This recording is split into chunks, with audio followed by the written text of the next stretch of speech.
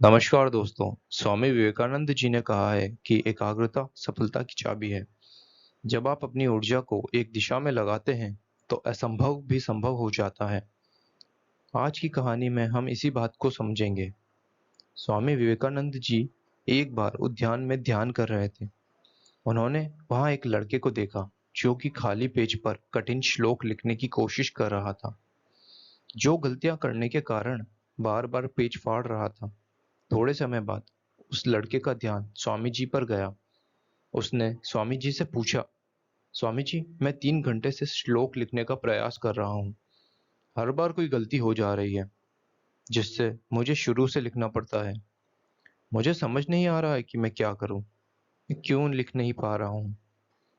तब स्वामी जी ने कहा, बेटा, यह सब केवल फोकस की कमी के कारण हो रहा है, क्योंकि साधारण इंसान अपनी ज्यादातर ऊर्जा बेकार की बातों को सोचने में लगा देता है। इसलिए मन भटकता है। ध्यान से काम करने का मतलब है कि अपनी पूरी ऊर्जा एक जगह पर लगा देना। और जब बार बार ऐसा करोगे तो मन इसके लिए तैयार हो जाएगा और फिर तुम्हारा ध्यान कभी नहीं भटकेगा। लड़के ने पूछा कि मैं ऐसा कैसे कर सकता हूँ, आप ही मुझे बताइए।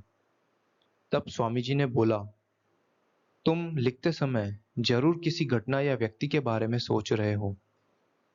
लड़का बोला, हाँ गुरुजी, आज छुट्टी का दिन है और सभी बाहर खेलने के लिए गए हुए हैं, लेकिन मुझे यह काम करना है, इसलिए मैं फोकस नहीं कर पा रहा हूँ। स्वामी जी ने बोला, तो मैं तुम्हें यह बात सरल तरीके से समझाता हूँ। लगातार गहरी सांस लो। जब भी तुम्हारा मन भटके तो 5 बार गहरी सांस लो और अपना ध्यान खेल और काम दोनों से हटाकर अपनी सांसों पर लेकर आओ। जितना तुम अपनी सांसों को देखोगे उतना ही तुम्हारा मन शांत होने लगेगा। काम को महसूस करो। जब तुम लिख रहे हो तो सब कुछ बारीकी से महसूस करो, जैसे पेन तुम्हारा हाथ को छू रही है, और लिखते समय जो आवाज हो रही है उसे भी ध्यान से सुनो। जब तुम सभी चीजों पर बारीकी से गौर करोगे तो तुम्हारा ध्यान भटकना कम हो जाएगा और तुम्हारा मन और शरीर केवल एक काम में लगा रहेगा। तुम्हारा ध्यान काम पर इतना केंद्रित हो जाएगा कि तुम्हें पता नहीं चलेगा। जब लड़के ने स्वामी जी की बातों को ध्यान से सुना तो वह समझ गया और गहरी और लंबी सांस लेना शुरू कर दिया।